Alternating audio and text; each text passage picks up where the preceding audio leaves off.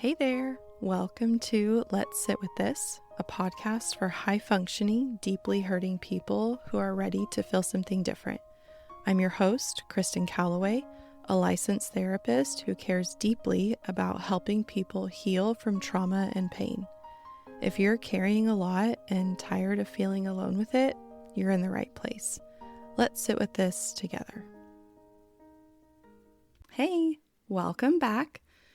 So if you listened to the last episode, you know we're in a short series called Navigating the Holidays with Tricky People. We started by getting clear on your relationships, those red flags, yellow flags, and green flags, where you feel safe, where you don't, and how your nervous system already knows the difference. Today, we're going to quickly go over boundaries, which are seemingly very simple in real life, can sometimes be very, very complicated. You don't need to have listened to the last episode to get something out of this, but certainly is helpful. Today, we're going to talk about what boundaries actually are, why they feel so hard, and some examples of how you could set them during the holidays. This is often a time where things just get really hard for my clients, and I feel like people in general, because of all the time with extended family, maybe just people you don't see very often. So let's get into it. Okay, Kristen, so what is a boundary? I'm so glad you asked. At its core, a boundary is just a limit. It's a limit that you set about your own behavior, your involvement regarding other people, and it's basically what you will allow and what you won't allow regarding yourself. Now, what a boundary is not is about managing or changing other people's behavior. We cannot affect what other people decide to do or not to do, but we can decide how we're going to interact with that, what we're going to do with that, if we're going to continue to engage, if we're going to withdraw, all of those things. I have a way of explaining boundaries that I use with clients that I feel makes the topic of boundaries, which sometimes can seem so abstract, really concrete.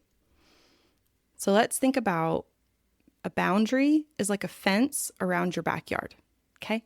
Something we're all familiar with.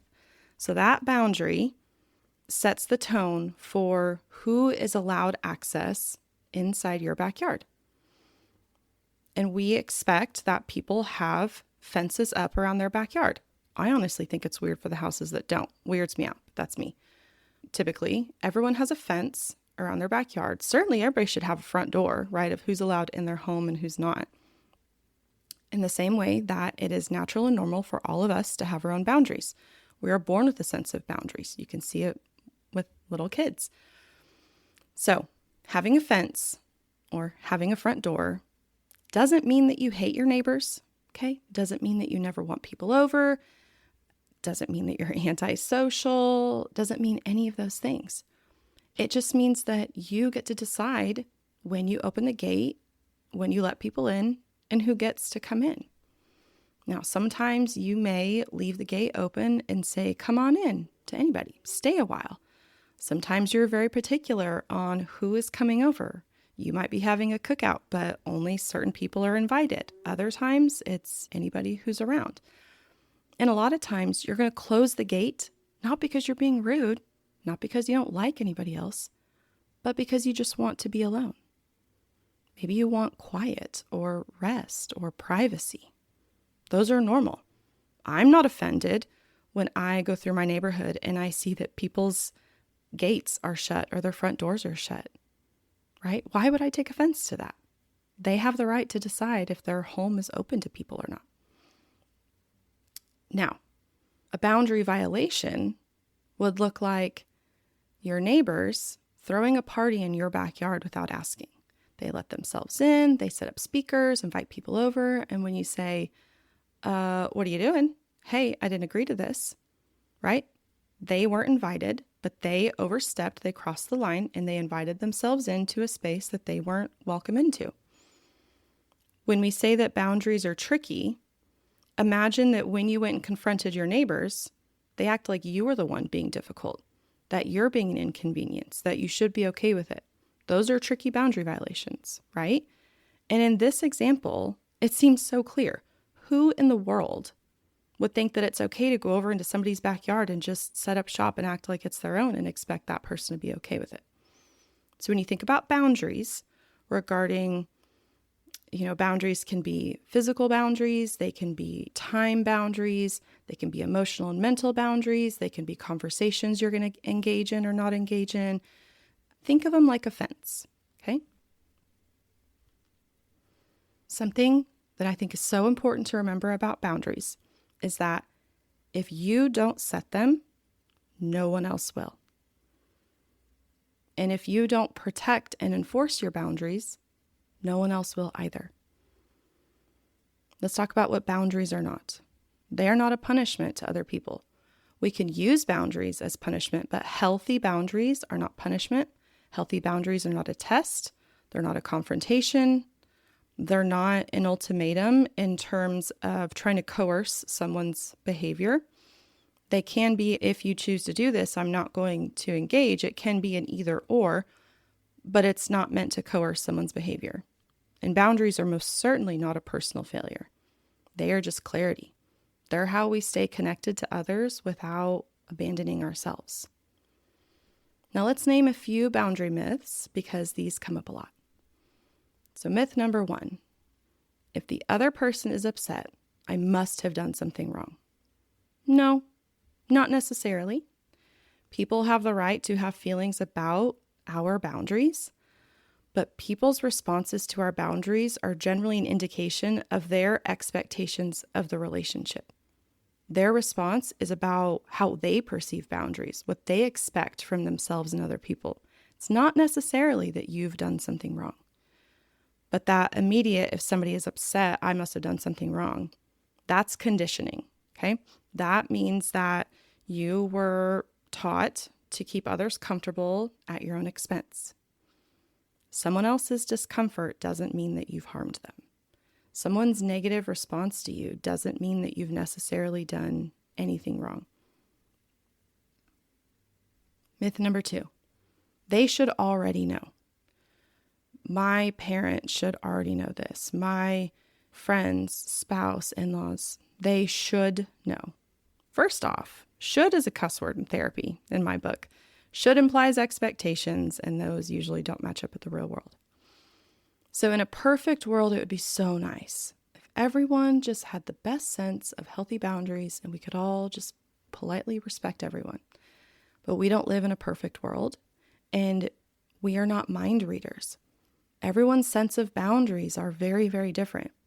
It is our job to communicate our needs and wants to other people. Myth number 3, if they won't respect it, why bother? Gosh, this happens a lot. People continue to push. You feel like you have to keep going with the family dynamics. You have to keep doing what you've always done. And so if they're not going to respect the boundaries, what's the point? First off, if this comes to mind, that, my friend, is either a yellow flag, most likely a red flag, that there is disrespect going on in this relationship and things are unbalanced and uneven. That is something important to pay attention to. So your boundaries are not about other people. They're not about just keeping people out. Boundaries are about protecting what's inside.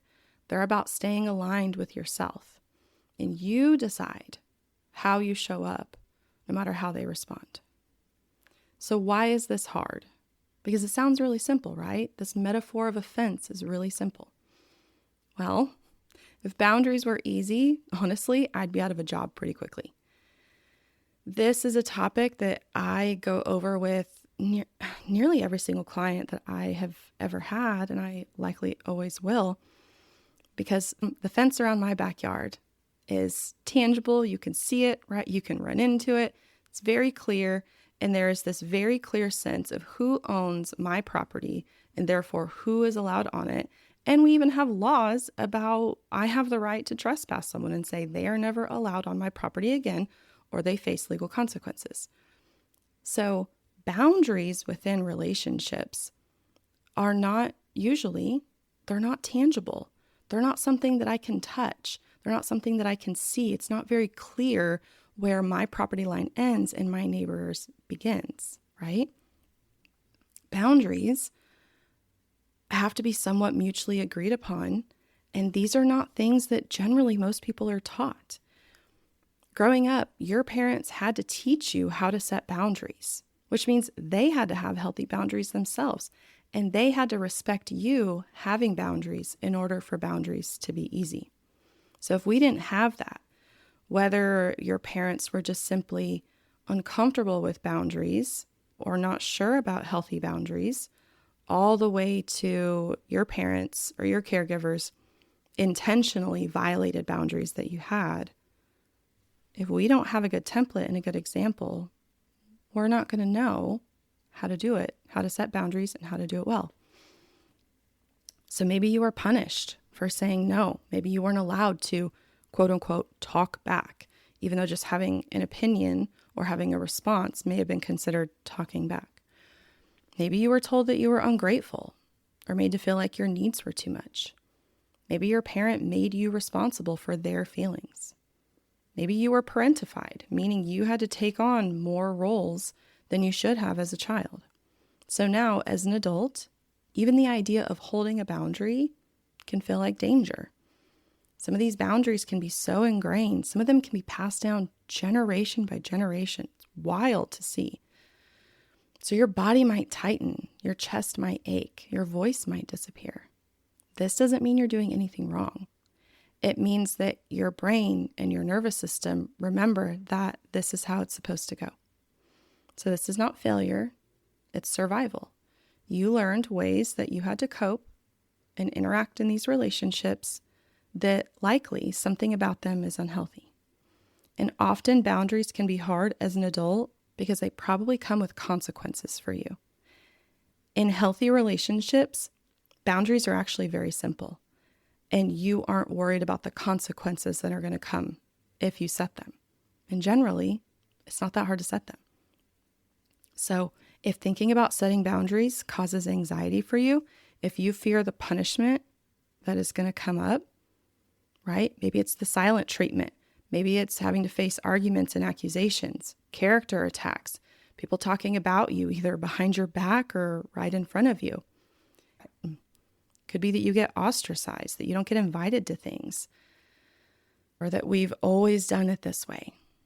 So if there's a consequence that comes with you setting a healthy boundary, that, my friend, is a red flag. That is something to process and look into. Now, you guys should know by now, I love being practical. And so I want to talk about some common boundaries that you may want to set during the holidays. With a lot of my clients, when we are just starting boundary work, sometimes they can't even fathom how they would set a boundary or what they would even say. They don't even know what's possible. So often we'll go through some suggestions of what those possibilities could be. So these are just examples, okay? You don't have to use all of them or even any of them. You can certainly adapt them to your own needs, but they are just some thoughts. So let's talk about time boundaries. You could say something like, we will stay for 2 hours, right? Being clear about what you are available for, even if the expectation is that you stay all day. You just want to stay for 2 hours. We're keeping it low key this year. We'll only be doing one stop. Maybe it's this time we're only going to be coming for one holiday. It might be that we are only going to one house on Thanksgiving. We would love to come to your house on a different day. When can we make that work? Those things are not being difficult. They're knowing your capacity. Let's talk about some conversation boundaries. So in terms of general conversations that may come up at the table, you just may choose not to engage. You may choose those times to walk away. Those are quiet boundaries. Those absolutely count. But if somebody's trying to engage you in a conversation you're uncomfortable with, here are some things that you could say. I'm not up for this topic right now. Let's talk about something else. I don't want to get into politics at the table. I prefer that we not talk about this. Changing the subject isn't rude. It's a boundary. And what's important is that other person's intention by talking about that. If somebody is purposefully bringing things up because they know that it bothers you, it gets you going, if it's their way to make jabs at you, like very intentionally, that is not healthy. That is okay not to engage. We do need to remember that people have different capacities for things that they can talk about. Some people are fine talking about some hot button objects and they want to get other perspectives, right? And we can still say, hey, I just don't really want to talk about that today. That's fine. All right, some food and body boundaries.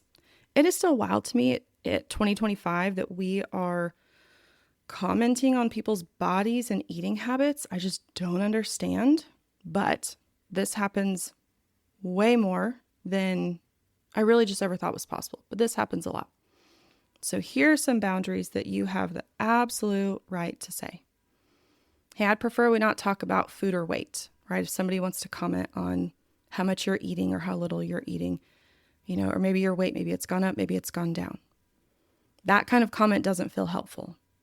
A real fun one when somebody's making jabs is to play dumb and ask them, what do you mean by that? Make them explain how they're being rude. That one gets kind of fun. I'm going to take a break from this conversation. Okay? We can just get real clear. We're not going to talk about this. You don't have to educate anyone on your choices, your decisions. Oh my gosh, this goes for going home and everybody's wanting to know if you've found your spouse yet, if you're dating, why maybe a relationship ended, why don't you have anyone? Quick PSA, quit asking people about marriage and kids. You have no idea the wounds you might be rubbing salt into.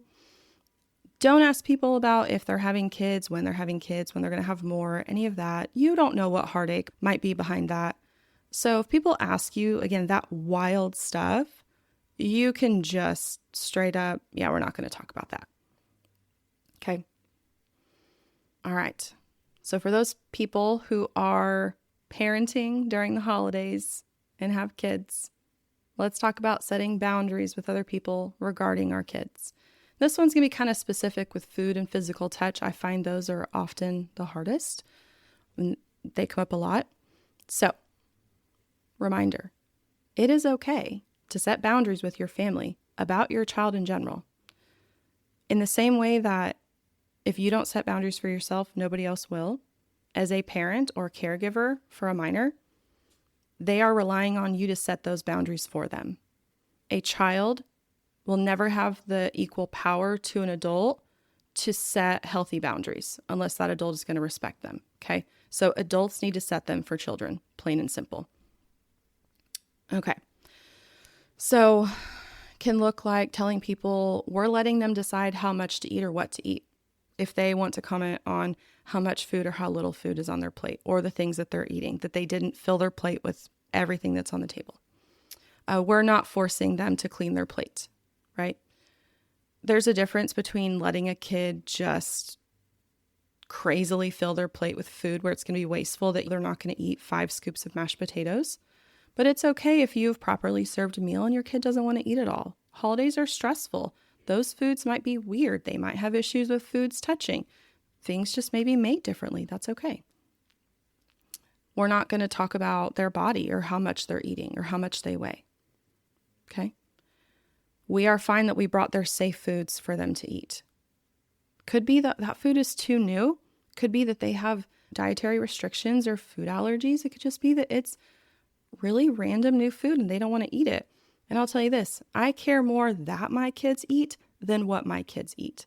And my kids now, listen, my kids have chicken nuggets probably a couple times a week. Okay. So this is you don't have to explain your food choices to me.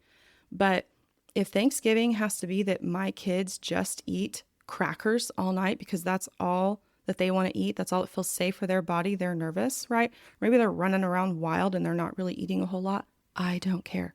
It's one day. Okay. So whatever you need to do regarding food so that your child can somewhat enjoy the holiday more, the only people who are allowed to have an opinion on that, the only people who should, but really allowed, are the people who created the child or the people who love and take care of the child primarily. Okay. All right. A big one. We are not forcing hugs, kisses, any of that to say goodbye, right? We can wave goodbye. If they say no, we respect this. This can make people uncomfortable. And again, it is wild to me, the things that people personalize. Children not wanting physical touch, people seem to take really personally. And I'm just going to set the record straight. Listen, this is a soapbox. I could get real fired up. I'm going to tame it down. But if children want physical touch or not, that's just about what feels good for them. There's days where I don't want to hug people that I would normally hug, right? There's days where I want less physical touch from the people around me and days that I want more, right? And there's a lot of times where I'm not going to hug someone that I'm not super close with, regardless of how they're related to me. So if people get uncomfortable with your kids about that, if they get butthurt or any of those things, it's not about them. You are not being difficult or dramatic. Your child is not being difficult or dramatic. You're protecting your child's connection to their own body and their right to say no, regardless of who it is. I don't care if it's, mama and papa that are in their 90s. Nobody is entitled to a hug from someone. Now, if this wasn't something that you were allowed to have as a kid, it might make you feel really uncomfortable to have to set those boundaries, right? If physical touch has been forced in your family, and if physical touch has been something that has been a painful experience or been part of trauma that you have gone through, I'm so sorry. So it might be hard to give it to your child now, but in the end, it's going to be healing for you, and it's a good boundary to set for them. So some emotional boundaries that you can have. If all of the people and everything going on are feeling like they're being too much, make up a phone call and go take it in the bathroom, right? Go take a walk. Hey, I just need to step out. You are allowed to set those boundaries of when you need a break from some of those people. And you are not required to absorb other people's emotions just because they hand them to you in a conversation. Okay, so just because somebody wants to vent to you about or gossip about the family drama, you don't have to engage in that. You can say, I'm uncomfortable with this conversation. Okay? Some hosting boundaries. Regardless of what you've done before, you have the right to make a different decision at any point. So it could be that we're not hosting overnight guests this year. Now let's make sure we tell people in advance, if we've normally hosted them, if we're going to change that, let's tell them way in advance so they can make other plans. But you have the right to say who's coming into your home. Can be, we're keeping it small, so feel free to stop by for a bit, but we're going to be done at 7:00. Okay? You're allowed to protect your space too. Some physical space boundaries, especially if you are traveling, can be, we're not doing overnights this year. We're staying at a hotel.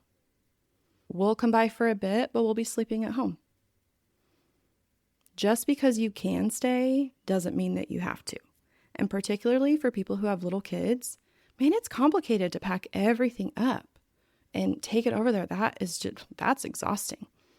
Or families who have brand new little babies who don't want to take them around all of the germs, or families who have children with higher support needs or some complex situations. You're allowed to not go. Let me back up. You're allowed to not go because you don't want to go. Okay. But when you are doing what is best for your family, you're allowed to not go to family events, and that's okay. And just because somebody wants to meet your new precious little baby, okay, you're allowed to say, hey, we're just going to stay home this year. I just want it to be us. It doesn't matter if Thanksgiving is 20 minutes away or 2 hours away or a plane ticket away. You are allowed to protect the peace that your family needs.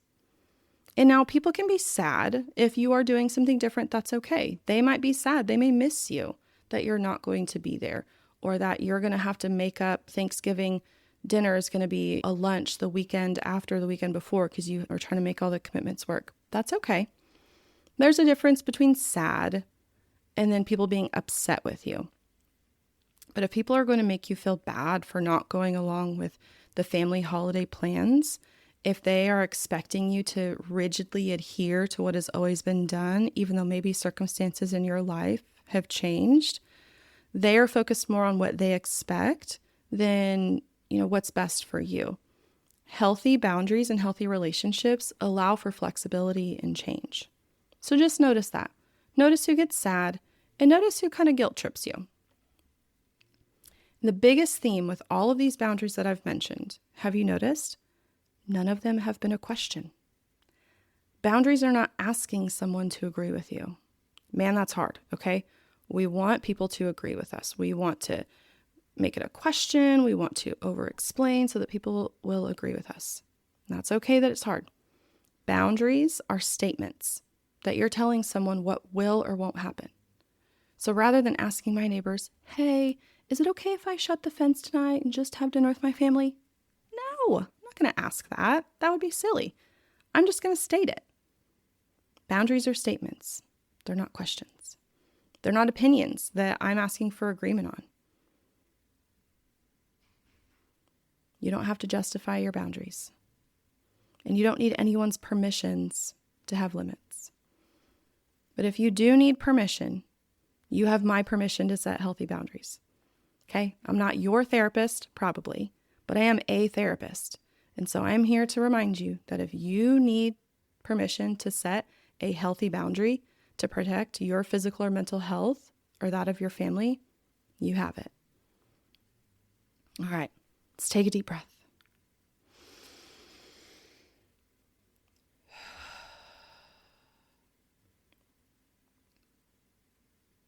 So before we wrap up, let's check in. In all of the things that I talked about, were there any people or relationships that came to mind? If they did, write them down, explore them. You know, my favorite suggestion is to go to therapy. I think therapy is fantastic.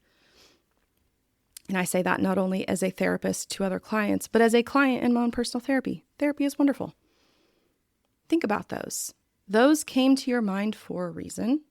Not necessarily that they are these toxic red flag relationships, but there's something about them that feels off. So, just a reminder that setting boundaries at holidays can be really hard. I lovingly, jokingly say this is the time of year when all of my clients' lives just catch on fire, right? I get really busy in October, November, December, and then January. It gets very busy. So setting boundaries brings up a lot of anxiety, brings up panic. If it brings up hopelessness, I could never do that. Maybe you could. But maybe the boundaries need to be even smaller. Maybe they're completely internal boundaries. They're quiet, where nobody else knows what you're doing. Those still count. Could be that you choose to quietly walk away from that conversation, or a phone call that helps you to be able to leave early. It's okay if they're hard. They're hard for most people. All right, let's take a breath.